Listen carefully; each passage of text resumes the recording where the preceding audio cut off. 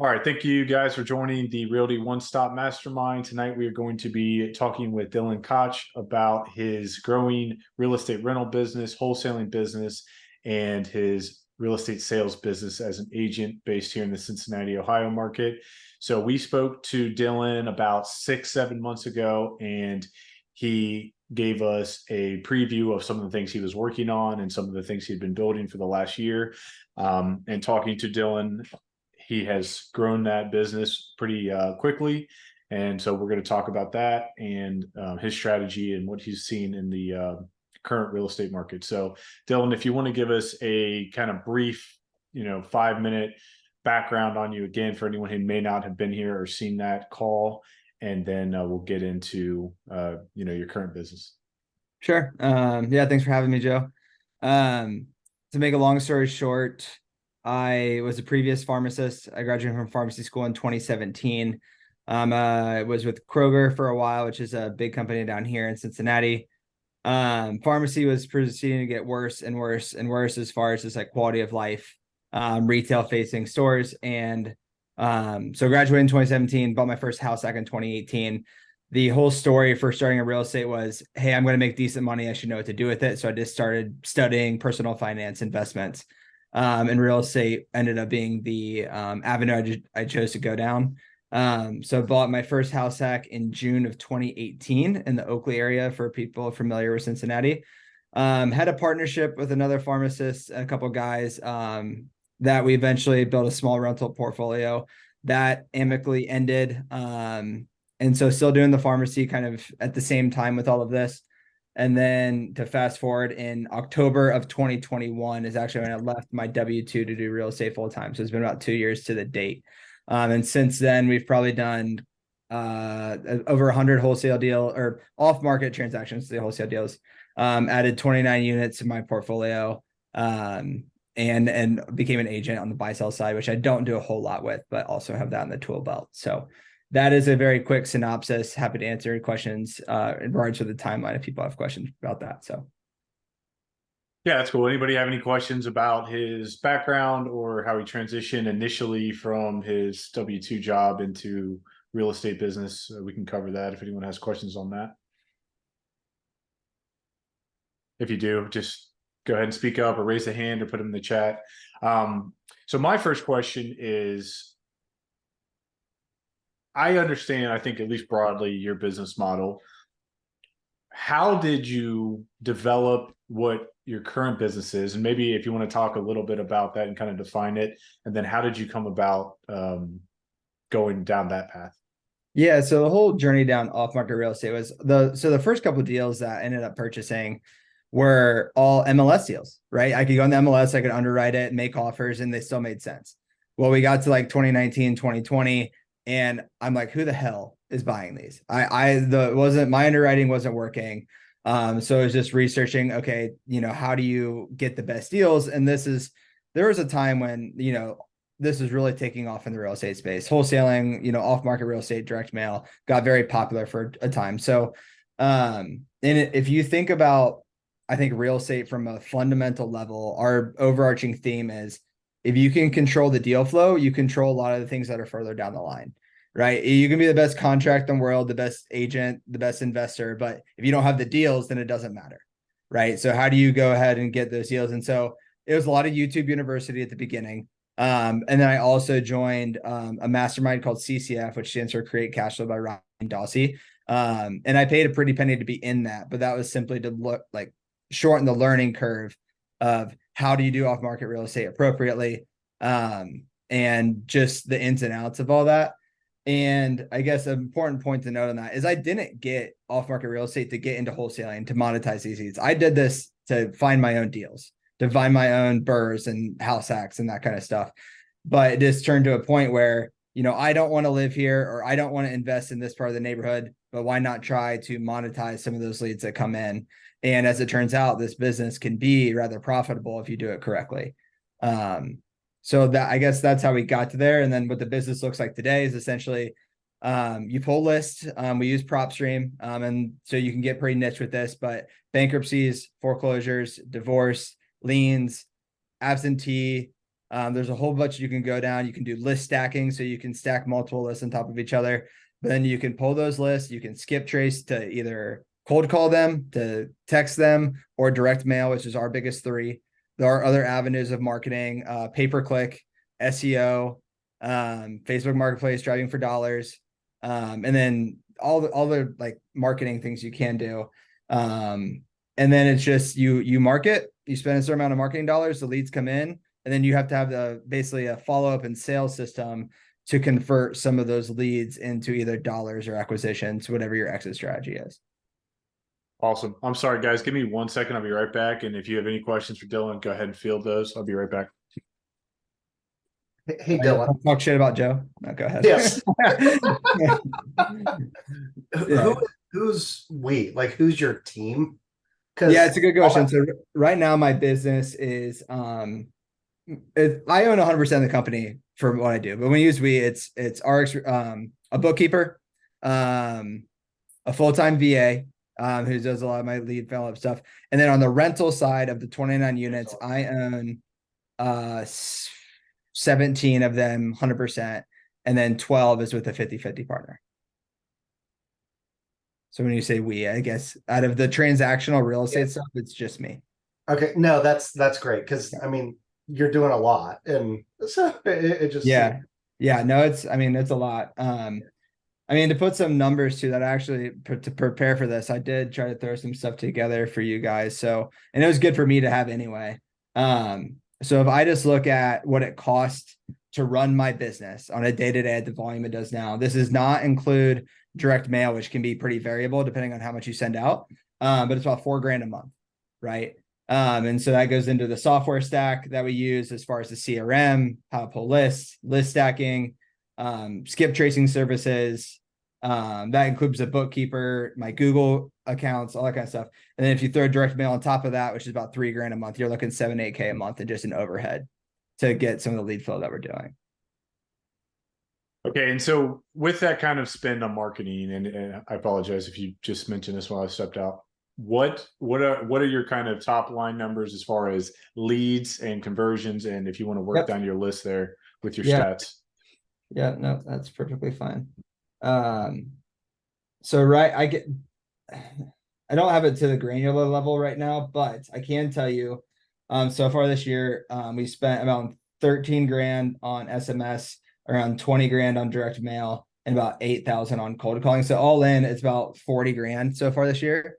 And out of that 40 grand we spend, we've done, 22 transactionals, but we've also added 10 units onto that. That's not included in those numbers. And so it really comes down to, if you look at industry averages, because I'm in some of these groups, is for direct mail specifically, you should average a deal between every $3,500 to $5,000 spent. And that should be around, if it's a letter, it's gonna be about $1 per thing. So that's about, your ad spend's gonna be about equivalent. Postcards range from 55, 60 cents. So you can just do the math to figure out what that is. Our stuff specifically, it's funny. So we've done 22 deals to date, transactional wise. And they've kind of broken down to 7 of them been SMS, 6 of them have been direct mail, and 3 of them have been referrals. And then the rest have been referrals, honestly, which has brought my cost per lead down, because if you get a referral, obviously I'm not paying anything for that lead. So that's what helps my numbers a little bit. If I extract those out a little bit, I'm probably around industry average, around $3,000 per deal in ad spend. Okay, and so if let's just use $100 as a metric, or I'm sorry, not $100, 100 contacts as a metric. So if you send out how many pieces of marketing or how many contacts to get 100 contacts? Yeah, no, good question. Actually, I'll just get you the numbers, because I'll have that in a second.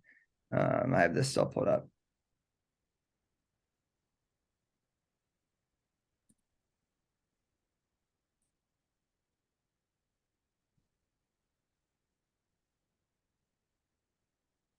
Okay, so for September specifically, we had 82 leads come in. And out of that, we had 15 appointments, 9 offers, and 2 deals. So I don't know what that conversion rate is, but for you guys who did it, and that looks to be about the same. August was 84, and then only 4 appointments, but 10 offers, 3 deals. July was 73 leads, 9 appointments, 16 offers, 4 deals. So it just comes down to it looks about a 80 leads a month right now with our current ad spend. Okay. Okay. So yeah, so we'll call it maybe 2.5%, 3%, somewhere in that range as Yeah, far as conversions. yeah. And for direct mail, if you get, I know you get a 1% response rate, that's usually on the average side of things. And then if you even convert that 1% of leads into a deal, that's on par, right? So just do that math. If you have 1,000 letters, you get 100. One of those is going to be a deal, hopefully.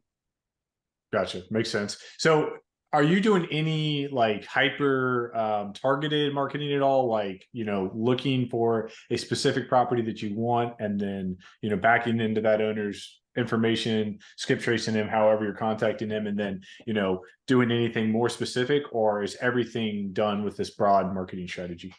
Everything right now is done to this broad marketing strategy, but things will come up that would like I would fit in my buy box. Like, man, I really want to own this place. Then I will obviously take that down.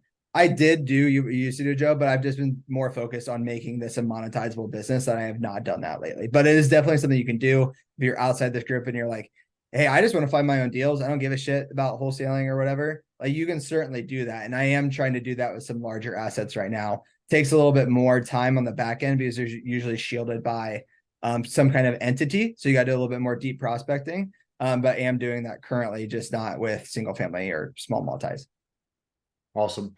So big picture, I'll try to summarize, then you fill in the blanks. What am I missing? Sure. It sounds to me like your business is marketing and finding leads of various sorts, and then finding ways to monetize those leads in one way or another. So you're doing listings, you're doing obviously wholesaling, and Yep. you're doing basically leads that you end up purchasing to buy and hold. Wholesales, flips, and Flips, okay. and our own buy and holds, which are still, we try to burr it, right? I still don't like to come out of pocket. I still like the velocity of money for things. So sales be a pretty good deal. Out of the let's just do the transactional stuff. Out of the 22 deals, I can tell you wholesale deals were 15, 2 flips, 4 wholesales, and the rest would be buy and holds. And as a revenue like generation thing, it's kind of funny. The average wholesale deal right now is 11 grand. The average wholesale deal is about 35 grand, and the 2 fix and flips are average to be 58. And Okay. so even from a volume perspective, wholesales are 68% of the total transactional volume. Fix and flips are 9, wholesales are 18. But when you break it down by revenue generated as in dollar terms, not number, wholesales are 37%, fix and flips are 13, and wholesales are 35. So even though wholesales are the majority of the volume, they only account for 1/3 of the revenue. Because it's a lot harder in today's revenue, in today's aspects right now, I feel like, especially with buyers, to get massive spreads on some of the wholesale deals. So wholesales and flipping really make up for it. It's really a game of wholesales to keep the lights on, really, like that pays the overhead, pays for more marketing. And then every once in a while you can hit a home run that puts some money in your pocket. So to Gage's question, that was going to be one of my questions. Can you define the difference between wholesaling and wholetailing? Yep. Wholesale would just be like you're selling your equitable interest for a fee. So I get a property under contract and I go to Joe and say, hey, Joe, I got this under contract for 50. I think you'd like it at 60. And then I would assign him my rights. He would buy it at 50, but then pay me a 10K assignment fee on top of that. And on the HUD at the title company, it would say RX Capital 10K assignment, and I would get that $10,000. A wholesale is I'm actually taking title. I'm going to close on it and do whatever I want with it. More than likely, I'm going to just list it without doing like a renovation or a fix and flip. I might clean it out if there's a bunch of junk inside or paint it or new carpet, but do very minimal rehab, throw it on the MLS, and then someone else will come with it, be a buyer. Gotcha. And how many of those did you say you did this year, the wholesale? Wholesale's been 4 so far. 4 of those. And you said you're averaging 58 in profit? So no, 36 on the wholesales. 36. Okay. Yeah, pretty deal. And you have to be careful with those because there's, as you know, there's a lot of costs associated with the back end, right? So when I see a deal, I have to be at pretty much 90% of what I can think I sell it for, and then subtract out everything from that. It's like, okay, I think it's a 175. What's 90%? And then back in the numbers from there, right? And so to give you an example, There's one on Hollyhock Drive we bought for $295. I didn't do a single thing to it except I did an inspection prior to it. So I have some in there, so I know what I'm getting into. And then I paid for professional pictures to get it listed, and we sold it for $375 in like 2 weeks, right? You are taking more risk with wholesales because you're involving inspections, other buyers, right? But the profits are usually bigger as well. Awesome. And so what is your criteria when you get a deal under contract? What criteria are you looking at it to determine what you're going to do with the deal? Some of it comes down to the cash position in the company, right? Or our general workload. So if I have 3 or 4 flips going on, I don't want another flip, no matter how good it is. So I look to assign it. But generally, I will do when a deal comes in, they're almost underwritten the same way. Is I will take ARV 90% minus my holding costs, minus my repairs, minus whatever I want my profit to be. And usually the way I underwrite, if it can fit those numbers, I can find a buyer for 5 to 10,000 more than what I buy it for. And that way I feel comfortable if push came to shove, I could take it down and have a different exit strategy. Because to back up a second, like wholesaling specifically, because of its low barrier to entry, if you don't have a lot of money in this, don't do things that like if people are desperate, you don't want to fuck with people's lives that are actually counting on you to close their place. Right. So you actually want to close on these things if you get them under contract. When this wholesaling is actually buying it before paying. No, yes, I'm actually buying it and I'm taking title then, to answer your question. Did that make sense? I think I lost my train of thought there. Yeah, no, that makes sense. So what in a perfect world, what are you looking for deals? Like what is your criteria? Are there locations? Are there types of assets? Like what is a perfect deal for you if you could get what you wanted from this marketing? So something for me, what I would want is a 2 to 4 unit in a prime location that I can burr into and keep. I mean, that would be what I want specifically, or a larger asset, whether that be an apartment, but I haven't really marketed to those. But something that comes in that's in a desirable neighborhood, that's a 3-bed, 2-bath, 1,500 square feet, that can be a first-time home buyer in a good school district, that I can either flip and make decent money, or I know if I market out to buyers that because it's in a good area, people aren't going to there would be a lot of appetite for something like that. However, any lead that comes in, the biggest thing you're looking for is what they're asking for, what ARV is. And then the next thing is condition, right? Because if it's a tear down, that's obviously different. But I try to look at every lead as how do I monetize this? Not, is this a perfect deal? And in today's environment, you do have to be a little bit more creative. For an example of that, Friday, this is my first time I'm actually wholesaling a creative finance deal, right? So I've gotten good at doing my own creative finance stuff, but there's 2 duplexes in Lebanon where we couldn't agree on a cash price. He still wanted to sell. He didn't want to list it. So I just pitched seller financing, but he still wanted 20% down, which at the purchase price is like $110,000 down. And I didn't want to come out of pocket $110K, but even though this is a good deal because he's going to carry the note for 5 years at 4%, right? So I just contacted somebody I knew. I was like, hey, this is the deal I got going on. Do you want this for a $25,000 assignment? And he's cool with it. So that's what we're going to do on Friday. The only thing you have to be careful and with that situation is I did have to tell the seller that's what we were doing because I didn't want him to think he was writing me seller financing to me when he's seller financing to somebody else for 400 G's, right? That you don't want to, that's a little gray area that I wouldn't be comfortable with.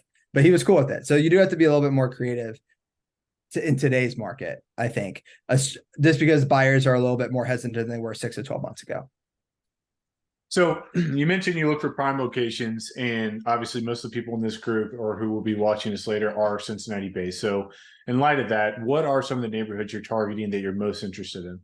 So I market to all of Hamilton County, the west side of Warren County, Butler County up below Middletown, and Warren County besides lower than Franklin. So it gives you a general area. But anytime I see anything on the east side of 71 is probably a deal if you can get it for cheap enough. Oak Hill School District, Bridgetown, even East Price Hill next to Incline, I'd buy. Delhi is a good one. The west side has better price to rent ratios. But obviously Oakley, Pleasant Ridge, Kennedy Heights, even anything that Sycamore Schools is another big one. Deer Park, obviously, Pleasant Ridge. So east of 71, Reading's another big one. I really just stay away from areas like Lower Price Hill, South Fairmont, Cumminsville, some of the you would consider war areas. Norwood's another good one, by the way. But even then, when those deals come in, I've done this for a decent long now, where I could be like, okay, well, I know this guy, he's okay with buying $30,000 places that need a ton of work. So I would just send it to him. It's almost viewed from a different lens, Joe, of Dylan buying versus, do I have a buyer I know that will buy this asset in this location? No, that makes sense. So areas you're holding are obviously going to be more particular than areas you're just doing deals or even maybe flips in. Yeah. Everything I own is in Deer Park, Wyoming, Mason, and then the city of Hamilton. Awesome. So what would you say your biggest challenges have been the past year as you've scaled this business a lot? I know a year ago when we first started talking about the things you're working on, you've obviously came a long way since then. So what have the biggest challenges been in that growth? So scaling is hard in any business. But definitely as the leads come in, and like if I look at my return on ad spend, it's pretty good, right? But at the same time, that math would tell you, okay, we'll just double down on that and spend a shit ton more money.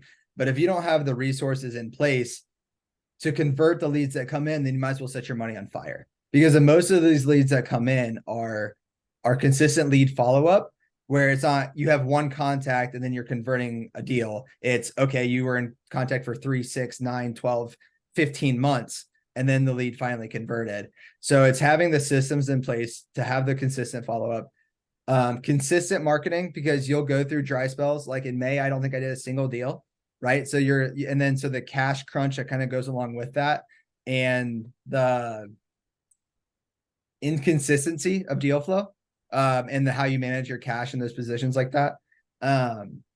So I guess to answer concisely, scaling as far as resources. So that's why I brought on a lead manager, why I brought on some other people, and money in the finance part of it.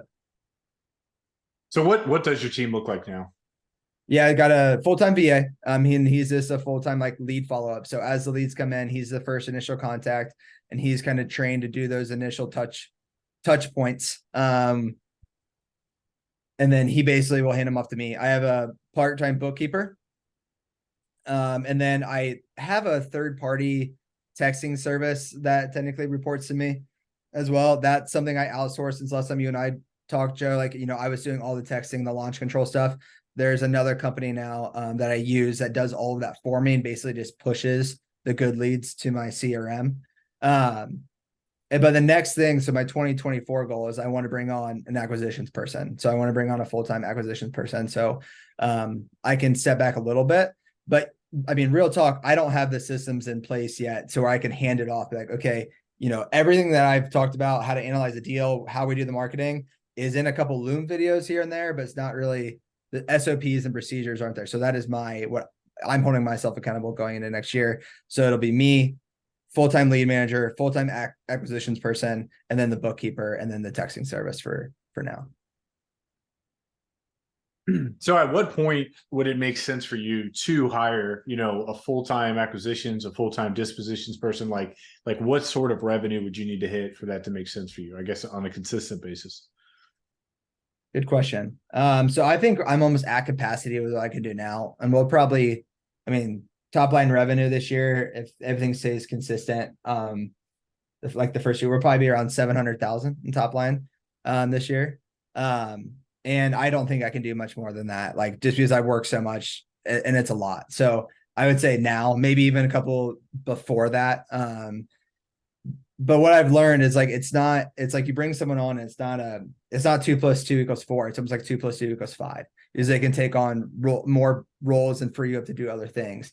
So my goal would be to increase marketing spend to around 10,000 a month at that point, once we bring someone on, and then manage the chaos as it comes in. Yeah, no, that makes sense. I know specifically from myself, when I hired my assistant full time, that was the biggest game changer that I've had in my business. It allowed me to focus on the things that actually made money. the things that were important, and it allowed me to do a lot of stuff that I just wasn't able to do. Scale other businesses and prioritize other things. So, I mean, that makes complete sense. But some of my, wrapping up some of my final questions before we open it up. What is your, end game for this? Like, what is your goal in the next, 1 to 2 years, and where do you want to take this business? Yeah. So, I mean, my best case scenario is I make an off-market real estate company that does 7 figures a year, that I can maybe work 20 hours a week or less in. That is my dream, like what I want to do. Whether that be delegating, I don't know what size staff that looks like, but then it's going to be pour that money from the business back into investing. That will obviously include some elements of real estate, but also other things I like to do, invest in as well.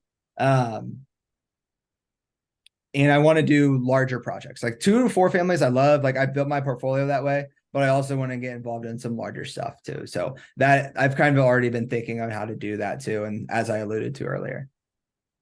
Okay. And then what is the, well, let me get to each question here. So he said, how are the taxes handled differently between wholesaling and wholetailing? If They're the same. Income tax. Yep. Yeah. So it's going to come down to whatever you make. If you do, this is why buying real estate is important. We just finished up actually my 2022 taxes. I would have owed $40,000 in taxes to the IRS, but because we bought a shit ton of stuff in 2022 and I can cost seg it, and I'm a real estate professional, and my wife, I can write off her income. I know that's a long answer to a question, but we were able to basically go from owing 40 to getting 10 back, a $50,000 difference. Right. So, but it's, unless you have it set up, you're self-employed, it's a 15% tax rate on top of your income tax. And then if you have yourself as an LLC tax at S Corp, you're just going to pay income tax on top of everything. So, yeah. So, I mean, it's the difference of short-term, income versus long-term income. And it's going to be taxed the same in any kind of business income versus, holding real estate is taxed at a lower rate. Yep. Okay, let's go ahead and open it up. Any other questions? I know Dylan covered a lot of different things. What questions do you guys have? Go ahead, Gage. Got a pretty technical one, but this is Yep. always a side of wholesaling that when it comes to this is where I have no idea what I would be doing, like if I was in this situation. But whenever say you go on an appointment and you make your offer to the owner, and he or she accepts it, where do you go from there? That's where I am completely lost, like the whole assignment thing. And then, like, are you going to a title company? Who handles all that? Like, how does that work? Yeah, no. So you get an A to B, like a standard contract, which, I'd be happy to share mine if someone wants a copy of it. That was drawn up by an attorney. But in that contract, it's going to basically say you have the right to assign the deal. And then you have it under contract for, call it 100,000. And you're going to have probably inspection contingency in there or something. 14 days, probably 14 days.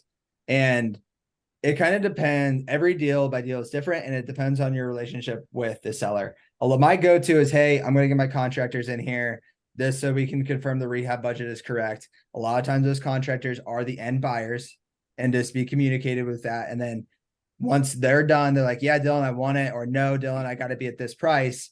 Then that's when you kind of do the post negotiation if you have to, but then you execute an assignment. So let's say Joe wanted to buy one of the same deals for 110. I would then do an assignment contract with Joe that telling he's basically buying my contract that I have with the seller for a $10,000 fee. And then the title company is the one that distributes funds. If the seller does not know that you're wholesaling it, then you can do what are called blind HUDs or buy side, sell side HUDs. So that way they only see their portion of the settlement statement and they won't actually see the assignment fee if you're worried about something like that. Got you. Thank you. Yeah, and what is your opinion on that? It's a good point. So do you do any of that where you're basically not disclosing to the seller that you're wholesaling it?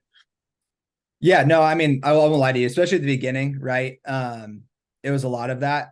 It's a gray area that you work in for sure. And so but what I feel like I can stand is whenever I put a contract today, if I have to buy it, I can, and I will. But there's a lot of people in wholesaling that can't. right? And so they have to back out of these deals and consistently drag sellers by their feet. And that's when you can get in some trouble, right? And so, I mean, I tell every agent that I am an investor. It says that we're going to make a profit. It says all that kind of stuff, right? And they kind of expect that too. And I kind of engineer my numbers in there. If it's a seller who's highly motivated and they just need to get out, I'll be like, hey, this is what we're going to do. And they're usually okay with it. But if it's like some savvy investor who's just a piece of shit landlord who's owned the place for 30 years, but he's a slumlord and hasn't come up with it, if he knows that you're assigning it, he might not be okay with that, right? So it really comes down by a deal by deal basis. And so one of the questions I had was, I'm losing my train of thought here. It's been a long day. You're good. If anyone has a question, jump in. Let me get back to where I was here. Yeah, Joe, I got one real quick, if you Go don't ahead. mind. Yeah. Dylan, where do you step in the process from? Can you kind of walk us through just kind of Cliff Notes version from, Joe gets a flyer in the mail, your VA reaches out. Where do you actually step in? Is it literally at the final close, or where do you pick up the ball and run with No, it? so I go on every appointment that, like, I actually go to. Some people do virtual wholesaling where they will try to do everything over the phone. I will go to every house that I think is a qualified lead. So on the postcard or letter we ever send out, it has our company phone number. If they call in, our VA will do the initial phone call and then be like, hey, Dylan, check this one out. And we have in our Slack channel. So I'll go in, I'll do the ARV. I'll just try to do my own like little back end analysis on everything that we just talked about.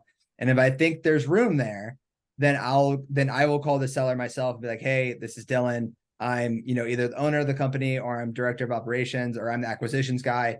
Hey, let's set up a time for me to come out, and then I'm really the one executing the contracts and doing either the disposition or the follow-up from that point. Basically, from as the lead comes in, first touches with the VA, but if it's qualified, I'm everything after that. Gotcha. Right. Okay. So I'm cool. still having communications with sellers, on a daily basis. Yeah. So I understand the question. Okay. Go ahead. No, I was just gonna say to that point, Todd, is if I do, depends on the campaign. So like if I run a commercial campaign, the phone number that I put with that would go forward to my phone number because the VA is not equipped to handle some of the like apartment calls that come. But if it's just a standard single family home list, then that will go straight to the VA. Makes sense. And obviously cold calling and texting, that is our outbound that the VA is doing. So if they call in from that, that's just automatic VA until it's qualified. Then it goes to me. Okay, cool. Thanks. All right. So I understand the question. It said, what are the main motivations you're finding from motivated sellers? What specifically are you seeing most common? Yeah, no, good question. Highest majority of deals, I think, for myself and any wholesaler is absentee landlords, right? Who have owned these places a long time, tenant trashed the place. They were never really a good landlord to begin with, and they just don't have the time, energy, or know how to fix it up, to sell it or whatever. And there's like, I'd just rather be done. That is probably 50% of all deals, no matter what. Now, they're not typically the best deals because they can be a little bit savvier and have a little bit, so they're smaller margins. My highest margin deals come from foreclosures.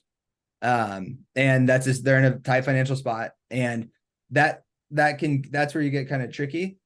Let me tell you that most times sellers are thanking us at the closing table because they're just scared and you're fixing their problem where they need money quickly, right? Even if they listed it, they probably couldn't sell before they needed to, right? So as far as volume, tired landlords, absentee landlords, as far as like higher margins, usually financial distress, foreclosure, bankruptcy, liens, that kind of stuff. Awesome. All right. I made a point to write down all of my questions so I don't forget. Yeah.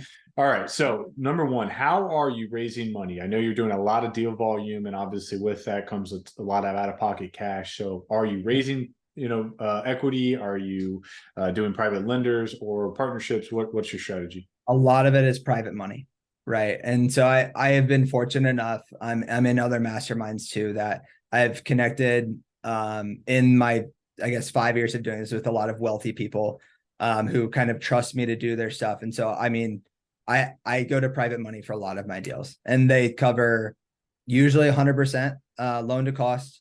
My best terms are 11 to 1. and I'll pay them all in the back end. So, that's what I've structured for all that. I don't know the actual dollar amount, but I really don't use hard money. I don't really do equity deals on anything unless it had to be a huge deal, but private money would be the answer. Awesome. Yeah. If you don't mind, let's spend a minute talking about that. I know that's a big topic that we talk about frequently in these calls and investors in general. And I know you just mentioned you meet a lot of these people through networking and other real estate and mastermind groups. So what has your approach been to build relationships with these people that make them want to invest their money with you? Yeah, I mean, it kind of goes into stuff like this, or I go to so GoBundance I'm in, which is a big portion of this, right? So just by default, the people in there have some money, right? So, but going to those events, networking, reaching out, I mean, really just having candid conversations. And then they'll be like, hey, what do you do? And then, reciprocate with that, be like, oh, I have this off-market real estate space stuff. And then I just give them examples of deals we've done before, or I'd have them talk to Go Bros who have lent to me before. And they're like, yeah, he's never missed a payment. Always been communicative. I have a first position lien, personal guarantee, and I get 11% return on my money. And really just so word of mouth referrals and stuff is what tells me. And I just think I've been able to execute on everything I've been able to say I can execute on. And it just goes back to that old adage of under promise, over deliver. So if you say you're going to get them back in 6 months, do it in 4, right? And then a lot of times they're like, well, here, do it again. So it sounds kind of cliche an answer, but it's the truth. No, that makes perfect sense. Now, let me ask you, if you had to start over and you weren't in GoBundance and you weren't doing some of this higher level networking, what would your approach be if you wanted to raise private money? Finds like a Joe Cornwell or someone who's done it for more years and his partner, get their stamp of approval. Like you can get their social equity or their social capital involved. If someone who's experienced gives their stamp of approval on it, that goes a long way for other people to donate their money to a brand new person. Gotcha. So basically you would leverage partnerships over maybe just trying to directly raise funds if you have very limited experience. Yeah. And if it's a good deal, like you can go the hard money route, but keep in mind, like, yeah, you're going to pay 12 and 2, probably worse. But what people don't realize is hard money is they'll get you more on origination fees. Like, yeah, it's going to be more than 12 and 2. Like, so just keep that in mind. It's expensive debt. So you got to make sure you underwrite that into your deals. And it's a pain. I don't want to. Yeah, and it's a pain. Yeah. I don't want to go on a tangent here, but I will for just a second. It's like I've actually never closed a hard money deal ever personally, and it's because the couple times that I was, it was like working with a bank. I mean, there's really no difference. Right. And these are people that I knew well. They knew me well. I've referred a bunch of clients to them, so it was like I had relationships with them, and it was still like they had to send out an appraisal. They had to wait 14 days to get, internal approval for the loan. It's like, if I wanted to do all that and pay this much money, so in all of those cases, I either did private money or I just used my own cash because the inconvenience was literally not worth the money. Right. And they'll take a week to get you a draw for construction. It's not easy, but to the point now, but like, I got one guy named Brian, like, hey, Brian, got a deal. I'm going to need 200K. And he's like, where do I send the wire? And like, that's what the point you got to get to. Like, it really is convenient to have those kind of people in your life. Yeah. And like you said, you built all these years of business experience, you built a track record, you built a reputation that you're trustworthy. So obviously these are the things as new investors you guys want to work on and you want to get yourself to that point. It's going to take time and experience. So let me get Ben's question in here, and then I'll try to rattle off just a couple quick ones. Yep. So what was your total spend, and how long did it take until you closed your first deal from Ben? Good question. So I quit in October of 2021. I spent 30 grand and didn't do my first deal until March. So what is that? 5 months and 30 grand in the hole. And I thought, what the fuck did I just do? Because I left a good paying job to do this too. Right. And my wife trusted me. I was driving down our savings. And that first deal was only for 5K. Right. So I'm still very much in the red. First, and then we ended up doing, 19 deals that first year. So it took 3 to 6 months to get the ball rolling, and to get to that current level of ad spend, I've probably only done that for the past 3 or 4 months. So 18 months, I guess, to get to this point. Wow. Yeah, that's a scary spot to be in, no doubt. Okay. And so in your business today, who is your typical end buyer? Or do you have like a lot? Or do you have a big list? Do you have a few high volume buyers? Who are you selling these deals to? And it's changed. So wholesales right now are just a couple end buyers that I know and I trust. And I used to do the mass market thing. That's what's taught at the beginning, right? I've come to learn, well, one, that was a lot easier 6 to 12 months ago than it is now, right? And two, the mass market, a lot of people be like, I thought someone was going to buy that. And so they just didn't jump on it, right? When you can individually text people that kind of feel special and they're more likely to do it, and you just have that relationship. Let me tell you, when you're wholesaling, I would gladly take $5,000 to $10,000 less on a deal if I know that buyer's going to close, rather than someone I've never worked with before that might pull the rug at the last second, right? And I used to sell to hedge funds, right? So Vinebrook, SFR3, JKV, there are some big funds in town that I would sell to. And then when they went away, it was kind of like an oh shit moment. So you have to pivot. And also why I'm in 2023, why I'm doing more wholesales and more flips is I've had to pivot and do some and take some more stuff down. And I'm glad I did, because I've not only learned a lot, but I think I made more money. So now, just to make sure I understood you. So now it is almost all private individual buyers. It's not corporate and hedge funds anymore. Yeah, no, that you were selling. it's pretty much, if it's an assignment deal, I could probably name, out of those 15 wholesale deals, I could probably name the buyers on not more than 2 hands. Okay. Yeah, probably close to 1 hand. Gotcha. Okay, and my next question is, with the way the market shifted, obviously we're both real estate agents, and the way interest rates are, we crested 8% this week. What have you seen in, like, let's say the last 2 months? Has that changed your strategy? Has that changed how you're able to move the deals? And obviously with the MLS being a total catastrophe on top of that, how has that affected your business? So I'll answer this in 2 different ways. The first one being from the seller's perspective, is I've actually talked to a lot more motivated sellers as of late than in years past, because the poor are probably the ones that are hurt first and the most by these raising rates. They have to get short-term debt and a lot of stuff. They're getting squeezed, and it's been unfortunate. But so seller finance is one. I've talked subject to a couple others. I've never actually done one of those. But some of the sellers are motivated, but if they bought these houses 2018, 2019, they don't even have the equity to make it a deal, right? And so it's hard, but sometimes you got to say, like, you might honestly like either list this and hope you get lucky, or file for bankruptcy, or like sell some other shit. And then so that's on the front end, like talking to sellers. But on the back end, we're more conservative with our numbers, right? So obviously ARVs, we're going to take probably 5, maybe even 10% off of what we think ARV is when we're doing back testing our numbers. And then just being more conservative on our rehab costs and our acquisition. So if my MAO is 120, I really want to be at 110 or less, just because I don't want to get stuck with some of these things in the end, right? But a lot of stuff we do market, Joe, is if we had to keep it as a rental, we probably wouldn't be cash flow positive, but we'd be pretty close to break even, where it wouldn't ruin our portfolio, right? Or if we do sell it and we take a $5,000 to $10,000 loss, that's okay. It's more of at bats and not taking those big L's that can really screw up someone's like business, right? So I guess be more conservative on the underwriting. To answer your question, it's the long story short. Okay, and my last question is: I know we talked several months ago. You and I were having similar issues, but are you in a situation still where you have more qualified leads than you're able to effectively follow up with? So not as bad as when we first talked, Joe.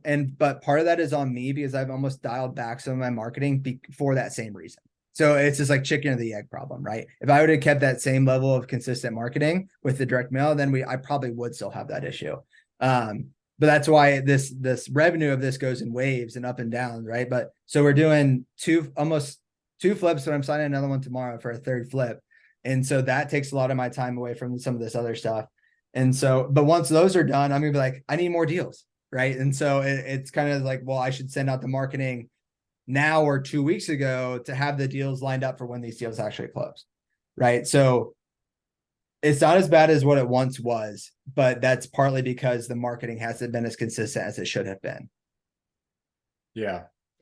Yeah, and I know I mentioned that to many people in this group, but it's like the launch control, and when Dylan showed me how to operate that, it was a great system. It was amazing results. I had 100+ legitimate seller leads. Obviously I don't know how many of them would have been good deals, but they were at least motivated to sell to some extent. And I quickly realized after a few weeks and sending out messages on a few lists, it's like my biggest problem is I can't have meaningful conversations with all, The time. 100+ of these people with everything else I'm already doing. So it was like, I quickly bought 3 deals, within a couple months. And it was like, well, now what? Why am I paying all this money when I literally don't have the time to do this at all? And it's not benefiting me because I don't have the time to manage it. Now, obviously, Dylan's built out let me a ask you, system. what Yeah. did you spend on launch control and the platforms to get those 3 deals? It couldn't have been more than a couple grand. No, it was a few months. So yeah, maybe between the list and everything, I spent a couple grand. But no, the funny part was I didn't buy any of the deals off launch control. All 3 deals I bought were just coincidentally during that that's 2 fine. months. Okay, Yeah, never yeah. mind. Yeah. So I had a couple deals I probably could have moved on that I had been working on. But once I bought those 3 deals, I was like, I'm good. I'm gonna work through these. And Sure. and to obviously in contrast, you have built systems and a business around the marketing scheme, and that is what I haven't done, and at this point don't really have any interest in doing. Sure. So I feel like for me it's going to be like very cyclical, right? It's like I'm managing deals, I'm executing deals, and then I'm looking for new deals, and I do not have a good way to consistently do all of those things all of the time. So yeah, I'm like either rehabbing or buying. It's always one of those 2 things typically. I mean, if you want to boil down what I do, the simplest level, it's marketing, it's a sales and follow-up process, and it's disposition. Like that, it's those 3 things. That's it. So yeah. No, it's awesome, man. I appreciate you sharing. I know I gained a lot from just the updates you've given us. Any other final questions for Dylan and his business? please shoot him this way. Yeah, Dylan, I just had a question on like what your typical day looks like. Do you sit down at 8 in the morning, start cold calling people from the list? Do you get told often to kind of screw off, stop calling me? How does that really work? Yeah, so a typical day right now, I spend too many hours at the job site, but I like to have my mornings to myself. I usually start work around like 8 or 9 in the morning, and a lot of it is like miscellaneous things, whether that be paperwork or data management's a big one in this business, making sure your data is correct, and kind of setting up the day. And then we really don't start phone calls until 10, and it's usually like 10 to 6, and that's my follow-up guy does a lot of cold calling as well, because there's like 300 leads in CRM. So he'll get through those in a day and a half, but then the rest of the time is spent cold calling. And so, but he's doing that from 10 to 6, like every day.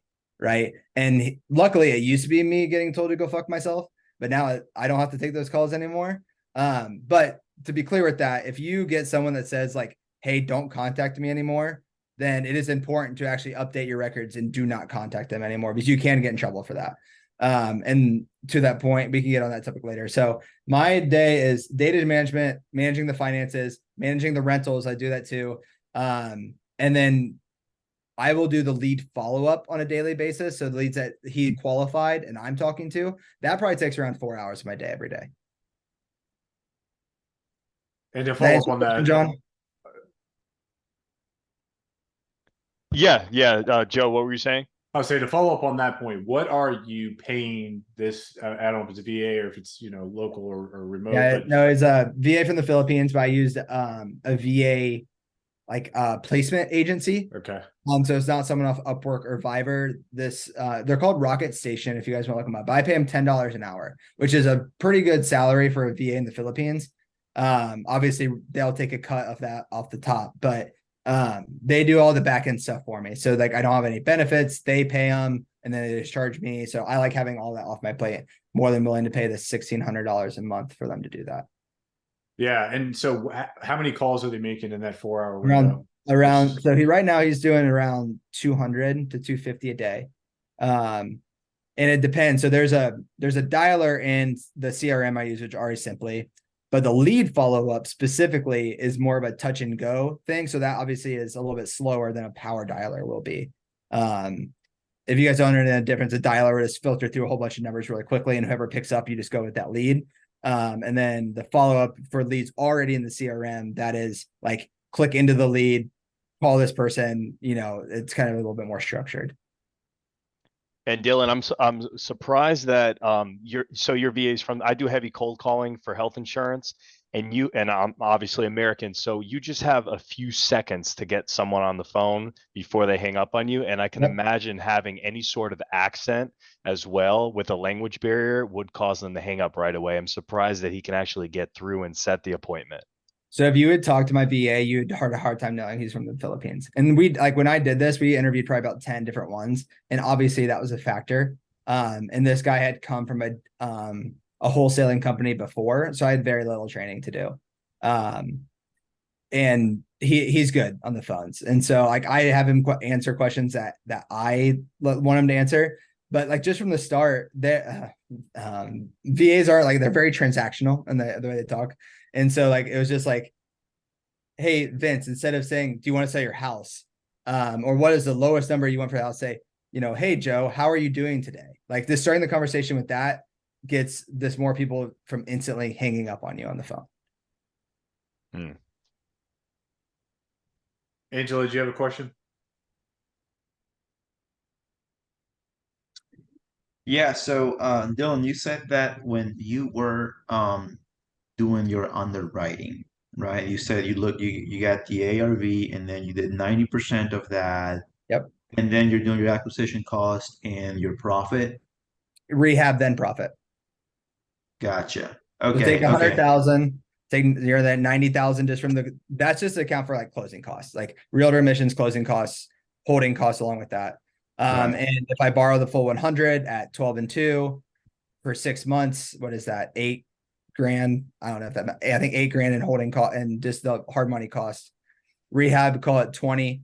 So I revert, and then I want to make 30. I mean, I don't know what that, I lost track, but it's around 50K would be my max allowable offer. Sure. And what's the typical profit that you look for when doing a flip? Good question. Depends on the size of the flip and how much money I have at risk. So my minimum is like for 100,000, I would make at least 20. But anything that if I'm spending, 6 figures in rehab, I really want to make at least 50, 60. Right. So it kind of depends on the scope of the work and how much money's at risk. Gotcha. Cool. Thank you. All right, guys, let's take a couple more questions if anyone else has one. Dylan, you mind giving us some insight on the house you just did or are currently doing with the pool?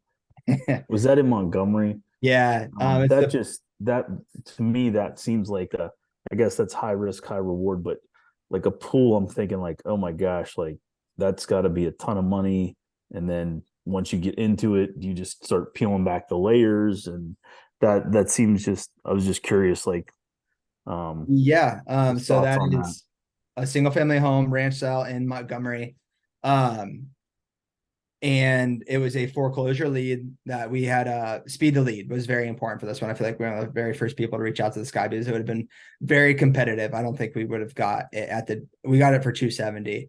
And I don't think we would have got it for that if other people were able to get to him just as quick. But so it's 0.94 acres. It's almost an acre in Montgomery with a pool that's kind of like secluded in this private, like little alleyway. The one con is it's close to the highway. The reason why I was willing to take that on, Todd, and it's my biggest flip by far, and I'm not GCing this one. If it's something small, I will GC it. I have the subs for that, but we're vaulting the ceilings. We're doing a whole bunch of stuff here that I've never done before, including the pool. But right now, I think I'm going to be able to sell it for 725, 750. We're going to have about 200,000 into it in the rehab, all inclusive. We bought it for 270. I think I've already borrowed 350 against it, and the rest I'm funding with my own money. But it should still be a very profitable deal. And the reason why we're able to do that is because of how big the margin was. Right. And so I just thought it was a good risk reward. If I wholesale it, I can make 20 or 30. If I flip this and I do it right, I think I can make close to 100. So. And is that something like you had to pull the trigger with limited knowledge of the pool. That's the thing that I was curious on, like the most of like Worst case wow, scenario, I would have filled it in. okay. Yeah, worst case scenario, I would have filled it in. I did have to get several quotes, and they range from 50K to around 20. And we're doing it for the 20,000, which I know that's like a red flag. Don't go with the cheapest option. But I did vet these people. I went to other job sites that they went to, had other referrals that they were able to recommend, and you've seen it. They've done a great job. Yeah. So. Yeah, nice. That's awesome, man. Congrats. Thanks. Yeah, I mean, and Todd, that made me just think of another point, and I was talking to somebody else earlier today about this, but it's like, I feel like a lot of, especially newer investors, have a fear of like taking on, deals outside of their comfort zone. So, it sounds like Dylan talking about this specific deal was probably a little bit of a stretch for his comfort zone, being the biggest flip he done, most money on the line, most complicated. But something that really changed in my mindset, especially this year, is I have learned that whenever I step outside of my comfort zone, I always feel uncomfortable or scared, whatever you want to call it, because it's not something I've done and it's not something I'm comfortable with. And what I've learned that is I have to take that leap to build the experience to get there, if that makes sense. So it's like Dylan's not going to know how to flip a $700,000 house until he flips a $700,000 house. I know that sounds silly, but given a personal example, it's like I have always had in my businesses, I've always had this challenge, and every business faces, where it's like I wanted to have all of the pieces in place to grow my revenue, if that makes sense. And that's really a backwards way of looking at it, but that's the way I operated for like 5 years. And now I've learned that you just have to take the leap and take on whatever the thing is that's going to generate the revenue, and then figure out how to actually execute it. And hopefully that makes sense to everybody. But it's like, all of you know me fairly well. And it's like, I'm getting into a lot of new stuff. Like I just started doing the podcast. I'm buying a 40 unit. I'm doing a bunch of smaller deals. I'm hiring people for my contracting company. We're taking on a ton of new rehabs. But all of that's to say that like all of those things make me extremely uncomfortable. Like I don't feel comfortable about literally anything I'm doing right now, other than like I have like 3 like small deals going on, which is just like I've been doing. But every one of those things I'm doing, I have to figure it out. Like I'm literally like, I'm doing this. I don't care what it takes. I'm doing it, and I'm going to have to figure it out how to be successful. And like even just with the construction, because that's probably the biggest leap I've made this year. It's like I know to do all the things I already have to do, I've committed to. I need like double the manpower. But I took the leap, and now I know I just have to execute doubling the manpower to get there to accomplish it. But I couldn't do it by just saying, oh, I'm going to hire like one more guy a year for 5 years. Until then I can accomplish those things that I want to accomplish. Hopefully that makes sense, and I'm not just rambling, but it's No, I mean, if I can relate that back to a wholesaling example, don't worry about what your website looks like. Don't worry about even your copy, or how to, like, all those smaller things. Send out the marketing, have live conversations with sellers, and then figure out if you're going to even have those other problems that you're worrying about. Like that would be my 2 cents on it. So. Yeah, that quote Anderson put in is, that's a very good way to summarize what I was trying to say. Build the parachute on the way down. Yeah. No, that's been my motto all year, and I've scaled up a lot, and Dylan obviously has too. So hopefully that will help motivate you guys who are just working on your first, second, third, fourth deal, to give you some confidence, and anyone can figure it out if you're willing to put in the time and effort.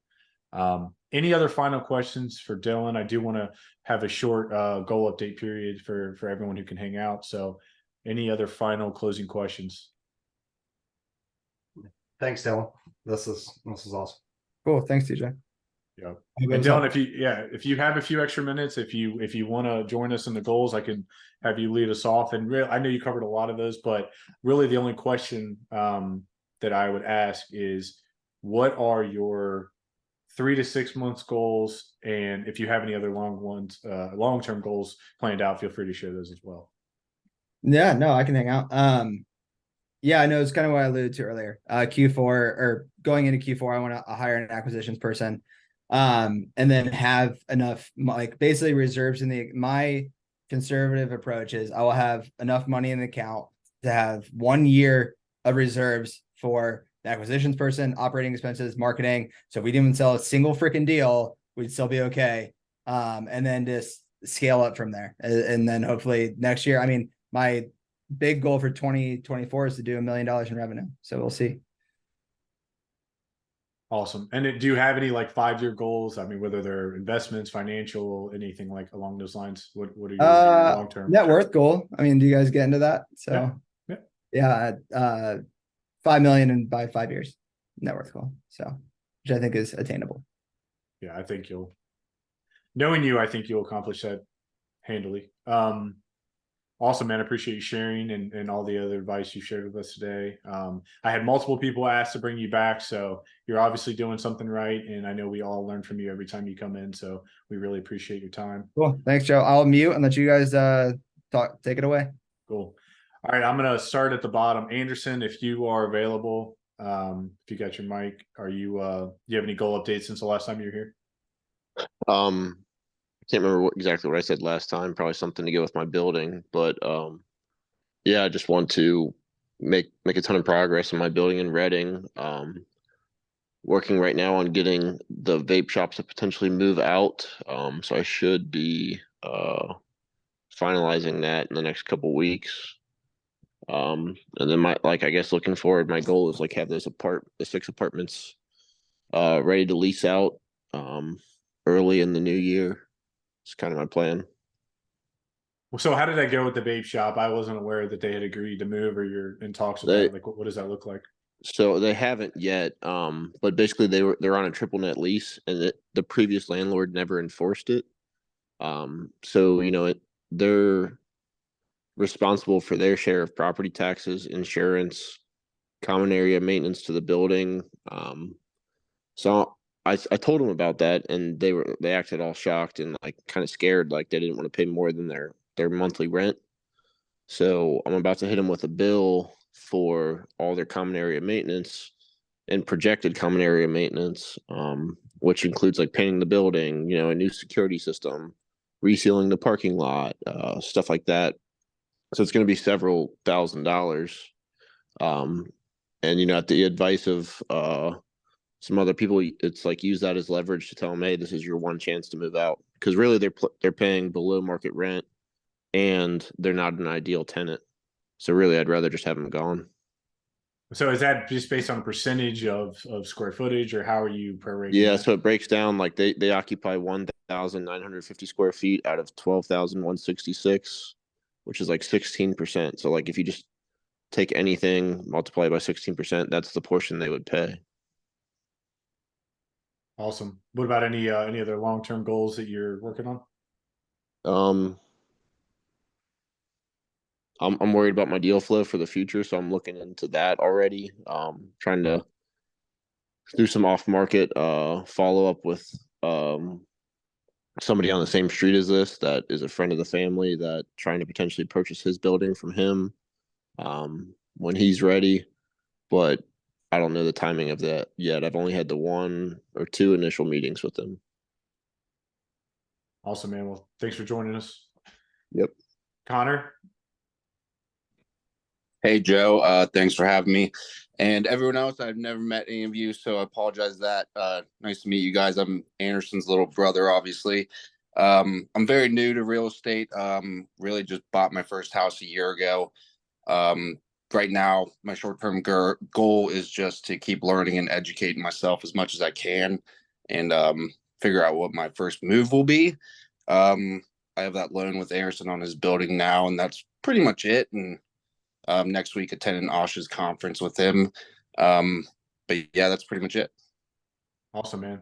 So one thing I would challenge you with is set a time frame for when you want to buy your first deal, or even define what that deal looks like, because I know what happened with me when I first started educating myself on real estate. It took me like almost 2 years to actually buy my first deal. Execute.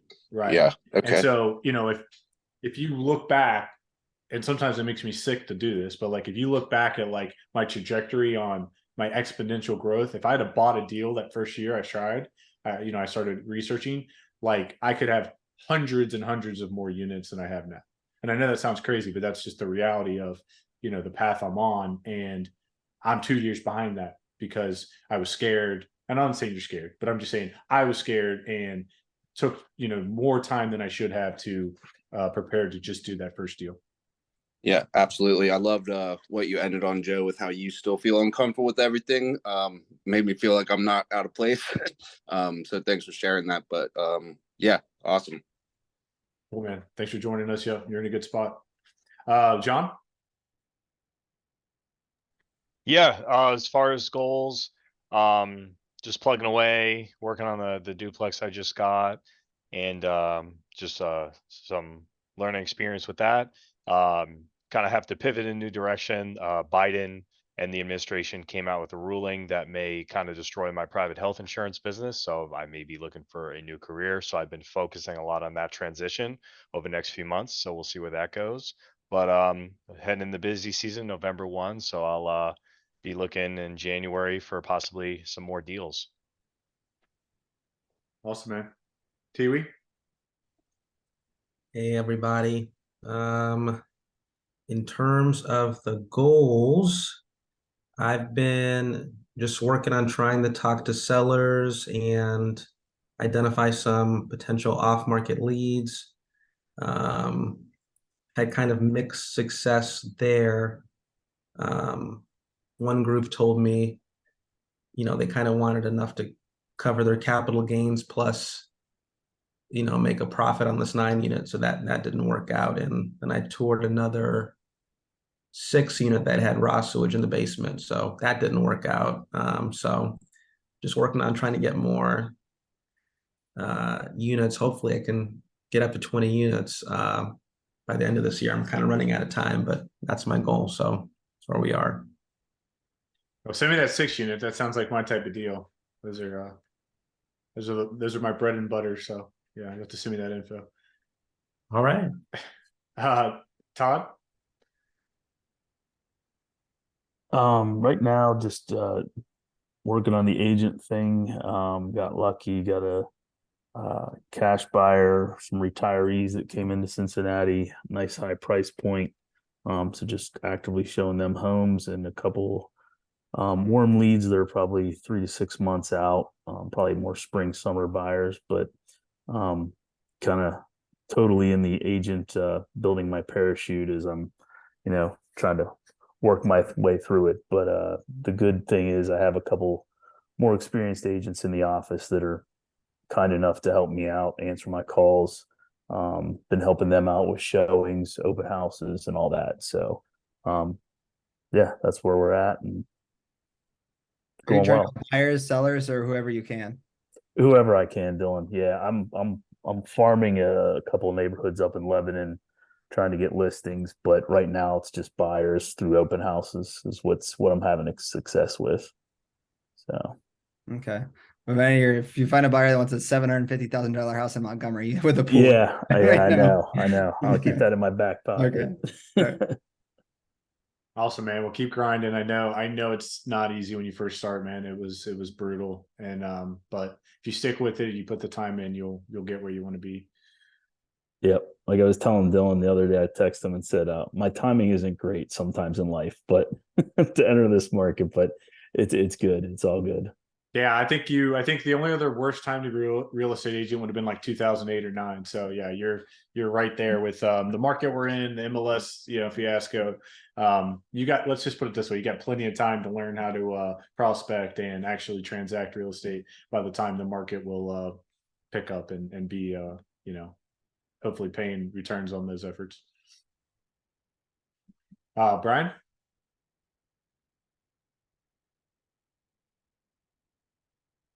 Fine on you, but so yeah, right now, I think the near-term goal that I mentioned was just leasing up, or at least finding tenants for the commercial spaces. Eventually residential will probably be easier to fill, but and so I don't know if I'm stealing DJs, but But I think we had a lead with it for the restaurant side, but I don't know if DJ mentioned, but I think that's a no-go. So kind of back to the drawing board. So we posted it in social media. So if anyone's seen it, feel free to reshare or whatever, or cast it out. That'd be appreciated. So yeah, that's the goal right now, is getting those leased. As you know, Joe. So at least for the other unit too, so we can figure out how we want to deliver it, what other work needs to be done. So yeah, that's pretty much all this deal just focused on that long term too, just getting to the end. There's a lot of stuff too, like getting those plans approved, so that way we can take the next step. So there's a bunch of mini goals throughout there to get this one deal. So that's pretty much all the focus right now. Awesome. Gage?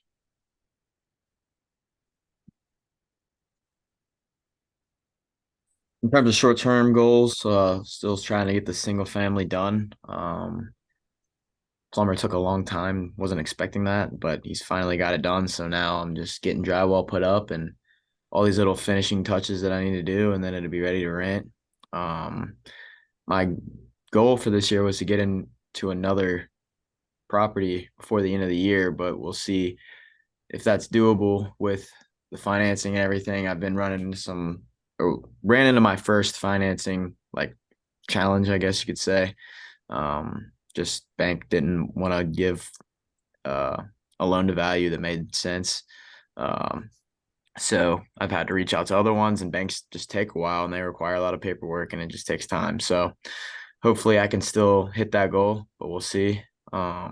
Still on my way to 60 books this year. After my marathon, I'm gonna take the time that I was using to run to read in the morning, and I think I'll be able to hit that goal hopefully. Marathon's on October 28th. I want to Boston qualify. So there's a personal goal there. And let's see, anything else? Yeah, I'd love to just get into a bigger unit, like a 3 or a 4 for my next one. So yeah. Gage, can I say something real quick? Yeah, go And ahead. this isn't this. And I'm not any indicating saying this is you, but this used to be me.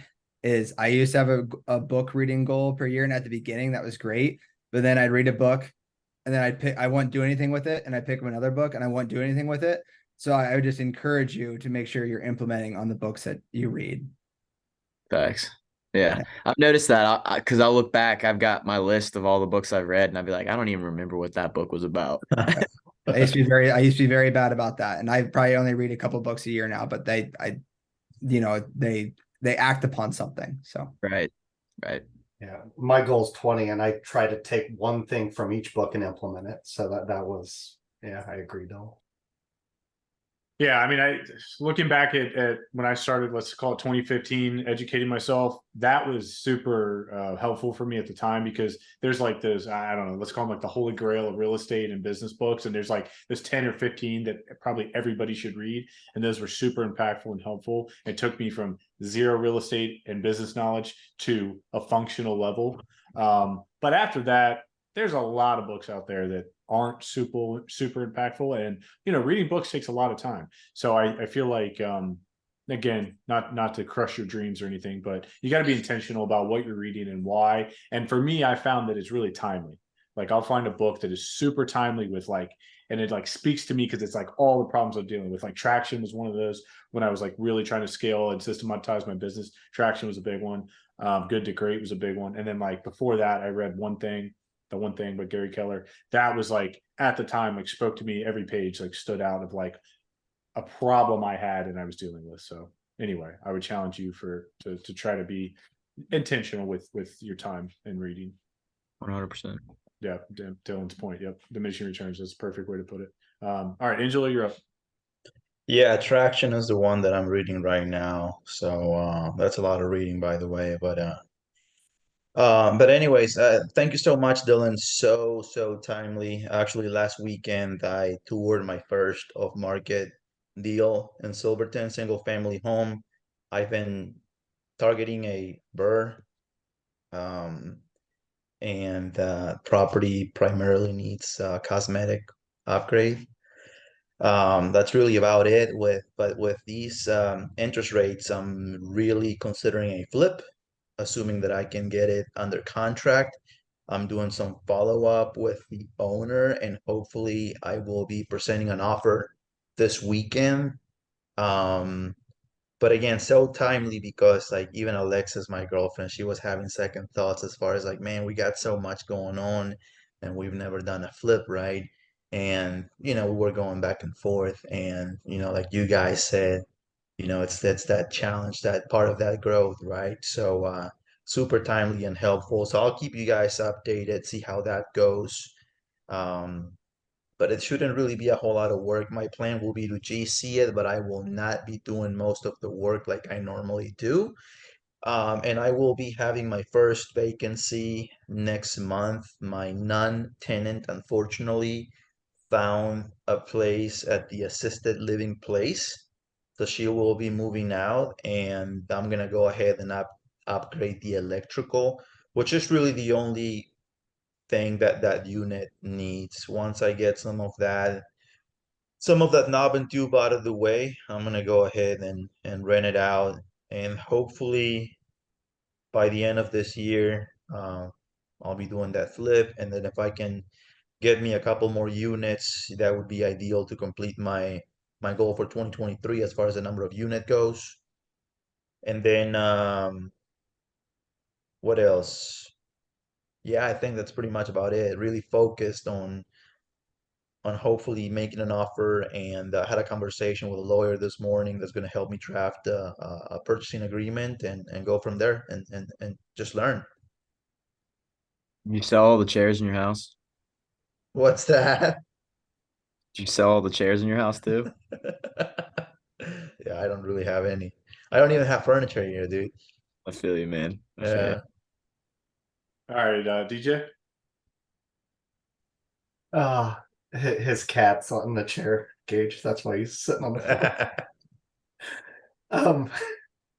So Brian stole most of my thunder, but we're just getting through the apartment stuff, trying to get them rented or tenanted, and working through that. From a just personal goal, I'm transitioning into a new position at work, so I got a ton of travel coming up, so that's going to put a pause on lots of things, but I'm going to try to keep up with the reading and exercise and all that.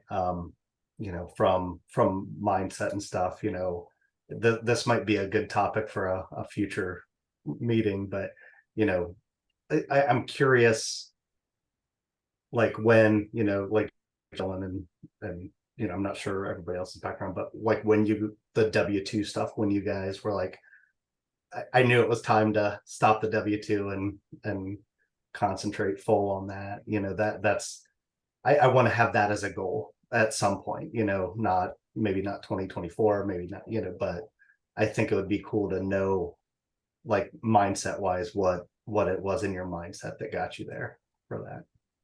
Might be different for me, DJ. And there's a tactical part like the health insurance and all that stuff. And yeah, my wife is employed, so I like that. Obviously, is a big factor into that. So is mine. But for me, it was, we're married, we don't have kids yet. Pharmacy sucks. It's now or never. And it was a very actually short duration window that decision happened for me. So I know everyone's situation is different with something like that, but eventually I want to retire my wife too. So then we have to have these conversations. How do we have health insurance? All that kind of stuff. So there are answers to those. We just got to figure them out. Yeah. And that's what I want to become more clear on that. So, just other than the apartments, it's more mindset planning and stuff like that, like next steps. So Connor, I'll be at Osh's thing next week as well. So look forward to meeting you there. And yeah, that's kind of where I'm at. Yeah, I mean, and my 2 cents on that. It for me, I probably stayed in my job too long. I probably should have left like 2 years before I did. That would have been like, in hindsight, a a good spot as far as the way, kind of the influx of or inverse relationship between my income and my businesses and my time invested in my W-2 job. But for me, I didn't hate my job, so that was a factor. I know a lot of people who leave their job are miserable, and I enjoyed my job for the most part. So I wasn't super motivated to get out as soon as I could. The insurance for me wasn't a huge factor. My insurance, everyone thinks cops have great insurance. Like, my insurance kind of sucked. I have private insurance now. I pay like $300 a month, and it's not much different than what I had as a cop. So that wasn't a huge deal for me. But for me, going like way back, it's just a math problem. The mindset and all that's one thing, but if you're logical like me, and I know you're pretty logical, it's like, I knew I needed a certain number a month in passive income. I knew I wanted to make a certain amount of consistent income in my businesses. And then it was just as simply, convincing myself to let go. But, me personally, it was like 2021 when I left. I had done the math, and for 2 years straight, my police job was my lowest paying job. Right. So I was working 90 hours a week. 50 of them were in my W-2 job, and it was paying me less than both of my businesses separately. So each business was making more money than my job. And so I was like, okay, if I put 50 more hours a week into my two businesses, how much more money could I make? And I don't work that much now, thankfully, but that was kind of the simple mindset shift I had to go. And obviously, law enforcement in particular, and all the things that happened over the last 5 years, and that made it a little easier to get out of as well. But anyway, that's my and short I'm in a answer. similar position because I like, especially in this new position, I like, it's very strategic, and I have nobody reporting to me anymore and stuff. So Dylan, I didn't even make it out of pharmacy school, so I quit way before you did. You probably made the right decision. Yeah. Oh, I worked as a tech for a long time before that. So yeah, I feel you. All right. So quickly, my goal updates. I mentioned last call, I was in the process of trying to put a 40 unit under contract. I was able to do that. I'm buying that with a partner in Lockland. So we close on that on the 15th. We're closing quickly because it's a master lease option is the way we're structuring it. And so I will talk more details about that deal later. But that's moving forward.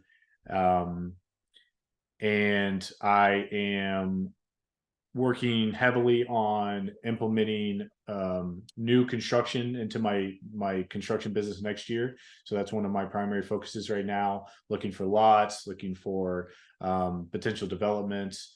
Obviously, most of you guys probably saw, I'm starting to going to be one of the new hosts on Joe Fairless's Best Ever show. So starting recording for that now next week with guests. Dylan is going to be one of our first guests, so excited to talk to him on there as well. We were supposed to start today and we couldn't, so that's part of why he was able to join us tonight. I wasn't going to ask him for like 3 hours of his time in one day, but anyway, so I'm glad that it worked out that way. And yeah, so this show should be coming out here in a few weeks. I'll be sure to link them for anyone interested in checking it out. And if you're not already, check out the Best Ever show and all their social media stuff. Hey Joe, are you doing like a different segment to the show, or are you the newest host, or how's that work? Yeah, so it's not super well defined, but as of now, I'm going to basically be interviewing guests just like Osh and Slocum do. So it's not necessarily like a different segment. I do plan on making mine a little bit different and unique, and that was kind of part of the my conversations with them before I agreed to do it. Because it's like, I know those guys. Obviously, Slocum and I have very similar business models and backgrounds, so it's like, I don't want to just be like another talking head doing the exact same thing everyone else is. But obviously all that stuff will kind of be defined as we go. But yeah, man, I got a lot of cool stuff happening. I've been very, very blessed this year, so I appreciate all you guys showing up every 2 weeks. I plan on keeping doing this, so this isn't going anywhere. If you have any concerns with that. Hopefully you guys are getting as much out of this as I am. But yeah, other than that, all my other deals are kind of moving on. We're working on a bunch of rehabs, turning a bunch of apartments, filling vacancies. So everything else is kind of going, as planned. No major issues. But yeah, our next call will be on the 18th of October. So we do have a couple other speakers lined up. I'm not sure on the dates yet. We've had a couple that, you know, are in and out of town and country. So we're working on scheduling. So as soon as I know, I'll announce those. And then if you have any other specific topics that you guys want covered, as always, shoot me a message, a text, post it in the Facebook group, whatever, however you want to do it. But let me know what you guys want to talk about, what you guys want to learn about, because that's what I want to do. You know, I have obviously my own ideas, my own perspective, but whatever will give the most value to the people that take their time every 2 weeks to come to this, that's what I want to talk about. So think about it, and whatever you guys are struggling with, you know, let's make that a priority to cover. Any other final thoughts, comments, questions from anybody?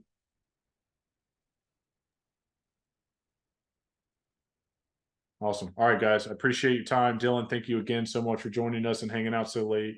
Yeah. Thanks, Dylan. Appreciate it. Yeah, no problem, guys. I'm sure we Appreciate will. the therapy, I'm yeah, sure we appreciate will it. want to have you back here in the next 6 months or so. So we'll keep bugging you and keep getting your updates and see where your business is taking you. And I hope you will join us again.